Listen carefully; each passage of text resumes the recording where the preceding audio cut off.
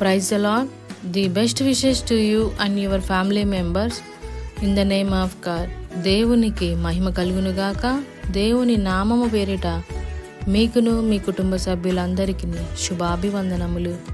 Today God promise. ఈరోజు దేవుని వాగ్దానము. Jesus Christ heals you. Act 9 chapter 34 verses. యేసు క్రీస్తు నిన్ను స్వస్థపరచుచున్నాడు. అపోస్తుల కార్యములు 9వ అధ్యాయము 34వ వచనము. పేతురు భక్తుడు ఒక దినాన ఐనయే అనే పక్షవాతం కలిగిన వ్యక్తిని 8 సంవత్సరముల నుంచి ఆ వ్యాధి బాధతో బాధపడుతున్నాడు. ఆయన ధైర్యపరుస్తూ ఈ మాటలను పలకడం జరిగింది. ఎప్పుడైతే దేవుని యొక్క మాటలు విని ఆయన్ని కలవాలని, ఆయన యొద్దకు రావాలని ఆ వ్యక్తి హృదయంలో తలంచాడో అప్పుడే ఆయన స్వస్థపరచబడు. దేవుని యొద్దకు మనం రావాలి. మొదటిగా ఆయన్ను వెంబడించాలి. మనం ఆయన యందు విశ్వాసం ఉంచాలి.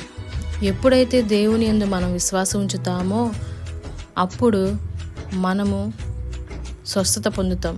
అలాగనే ఇక్కడ పేతురు గారు కూడా తన సొంత శక్తితో కాక యేసు నామంలో ఐనయే అనే వ్యక్తిని స్వస్థపరిచాడు. యేసు నామంలో నిజమైన స్వస్థత ఉన్నది, విడుదల ఉంది. ఆ నామంలోనే రక్షణ ఉంది.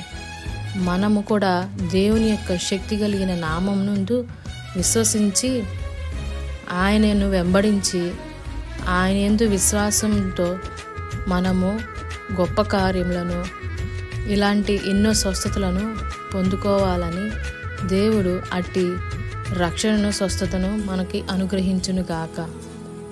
ఆమేన్. ప్రార్థన. పరిశుద్ధుడా, ప్రేమ కలిగిన మా యేసయ్య, సమస్తాన్ని సృష్టించిన దేవా, స్వస్థపరచు యెహోవాను నేనే అని అంటున్న దేవా, నీకెన్నో వందనములు, స్తోత్రములు. ఈరోజు ఈ వాగ్దానం ద్వారా మాతో మాట్లాడినందుకు వందనములు తండ్రి. ఈ వాగ్దానం వింటున్న ప్రతి ఒక్కరి జీవితంలోనూ, వారి కుటుంబంలోనూ ఎవరైతే ఏ బాధతో, ఏ వ్యాధితో ఇబ్బంది పడుతున్నారో, హాస్పిటల్లో ఉంటున్నారో వారందరినీ ఒక్కసారి దర్శించండి. మీ యందు నమ్మిక, విశ్వాసము, మీరే స్వస్థపరిచే దేవుడని గుర్తెరిగి అట్టి గొప్ప విశ్వాసమును నీ యందు ఉంచి వారు స్వస్థత పొందుకొని నిన్ను ప్రేమించేవారుగా దయచేయమని నజరేయుడైన యేసుక్రీస్తు అతి పరిశుద్ధ నామములో అడిగి వేడుకొనుచున్నాము తండ్రి. ఆమేన్.